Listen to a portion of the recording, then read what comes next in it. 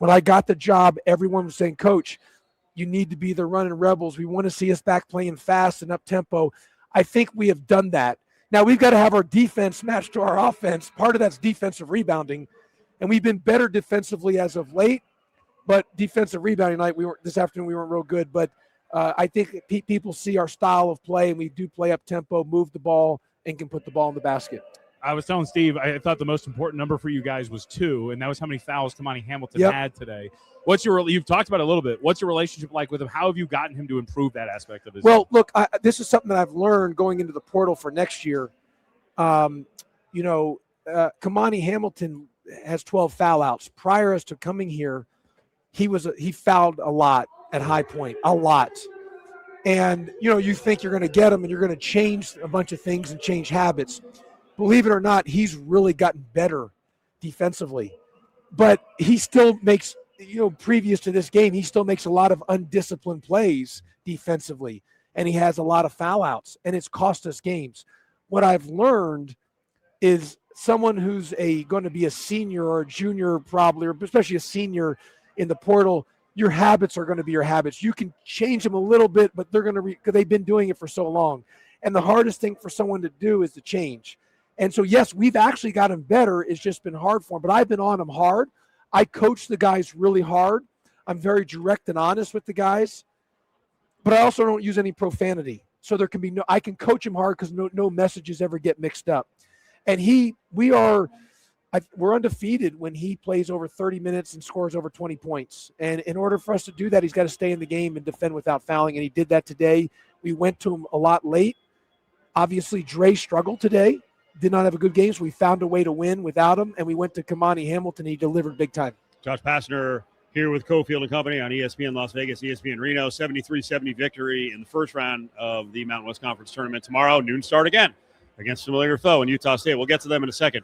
I want to give you – I never get to do this at the half because we don't have a lot of time. Your defensive game plan in the first half, exactly what were you playing zone-wise? I mean, that really confused those guards and kind of slowed them down after they got out of the gates. Like, first 2 minutes, I'm like, my God, these guys are going to be in the lane the whole time. There was a 1-3-1. Yeah, well, with a big out front. We changed some things defensively in this game with preparation for it because the last time we played Wyoming, early January, they were living in the lane on us. Now we missed 20 free throws in that game. We missed so many short point blank shots, but bottom line is, Steve, our changing of defenses going to the zone really confused them and took them out of rhythm, and they really struggled and they stayed out of the lane. I didn't do it as much the second half because they adjusted to it and was getting into the paint. I'm glad you answered that because I told John in the postgame, I didn't get to see the postgame. It's hard to be kind of critical of anything you guys do when you win, but I was wondering in the second half. Well, part of it, why didn't they just do it again? What were the adjustments they made? Well, they were doing some different things, and also we didn't score as much in the second half to get it set up to it. That was a big thing for us to set up. We were scoring at a high clip in the first half, and we were able to get ourselves set into that. It's a hard defense to set up out of a miss, and we haven't practiced it as much off of a miss, and so that we struggled on that in the second half to get to it. It's not that we didn't want to get to it. We went to it a couple times, but we just got stuck because we went through stretches of not scoring again. And I thought the second half, Steve, I thought Dre didn't have one of his better games, obviously. I thought we were taking some bad mid-range shots. Tyron had some bad shots, Dre some bad shots. Now Tyron had 6 block shots. But Walter Brown saved us with some big plays. I mean, just some big-time shots. How many times you said that this year in the second half, right? It's been unbelievable. And he's an unsung hero, you know what I mean? Doesn't do anything flashy, just as a winner. But, Steve, few things. What I would say is, we guard, because we talked about you had to take the 3 out against Wyoming. They were 3 for 21 from 3. They hit 2 threes in the first half, and that one at the end of the first half. But we were 3 for 21. We got, again, just like the first game, we got crushed by them by the offensive glass. They had 21 offensive rebounds. Goodness gracious, that's ridiculous. And then thirdly, we missed so many free throws. But by that win, it breaks the curse of someone other than Air Force, and it guarantees us an over 500 record. From where we started to where we are now, if you can't say that we've improved and gotten better, and I'm really proud of that. And I think for the fan base, they should see their team. And as we talked about, it was going to be a rebuild on year one. It was going to take some time to adjust. We've moved in the right direction, and that's been an important part. I think the word improvement is kind of like a theme of the conference. A lot of you guys that were playing today, these teams, have gotten better down the stretch. Wyoming's won 5 of 6. They're Right. playing the best basketball they have all year. Colorado State had won 8 straight before they lost to Boise State. Boise State's completely turned it around. So when we talk about improvement, what is that behind the scenes for you guys? What are you doing? What are you working on? How do you see it if you're talking about improvement outside of just wins? Steve knows, and I don't know if you were at my press conference when I got the job, back in April, but part of the I've talked about in my career, my 15 years as a head coach, I've survived on player development and getting guys better.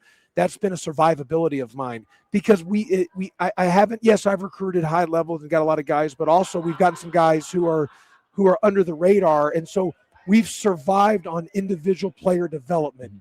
And my teams have usually got better for whatever reason. My teams have always struggled early and got better as the season goes on. We've got to correct that next year. Part of that was the injuries. Part of that was trying to figure out who our team is. I hope we have some retention.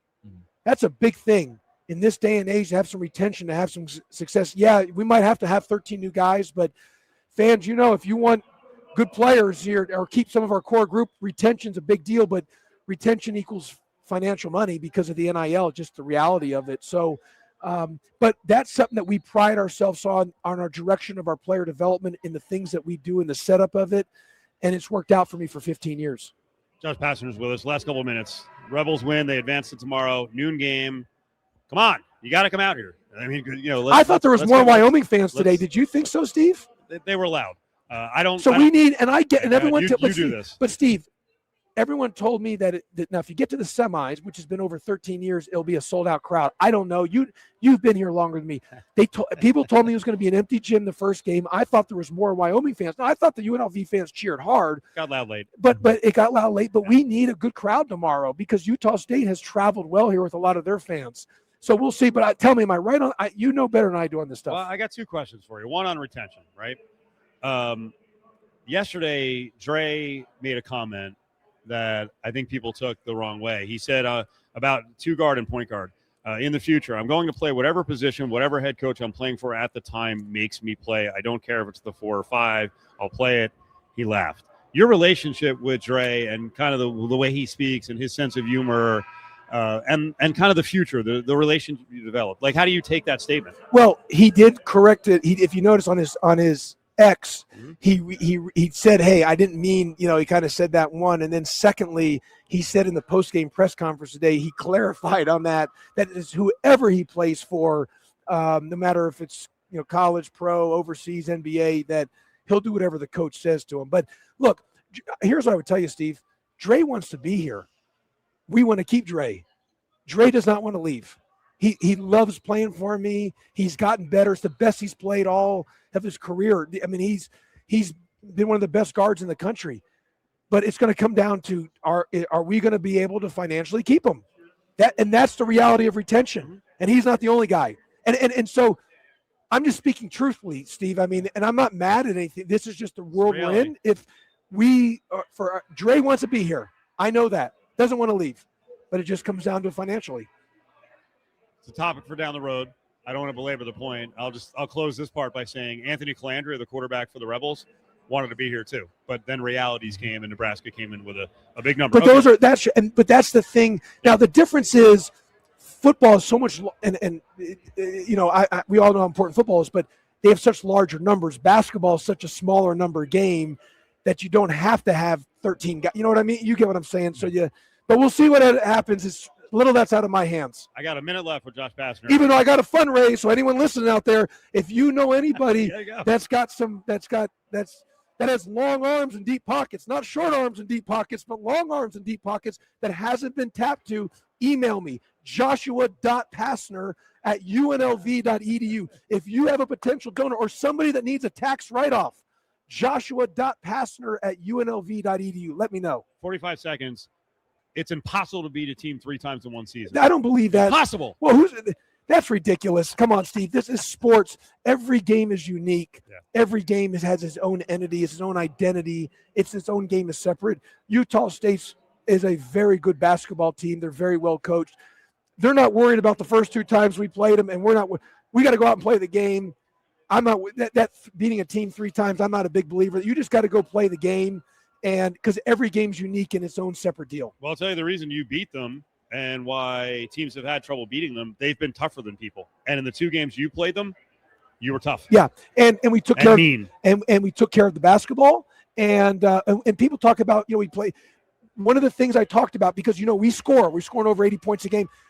We're in great physical shape. I mean, you look at guys like Dre and these guys playing 30-plus minutes. We are in great conditioning. And that started in the summer. When I got the job, my press conference, I told we're going to be the running Rebels, and we are going to be in great shape.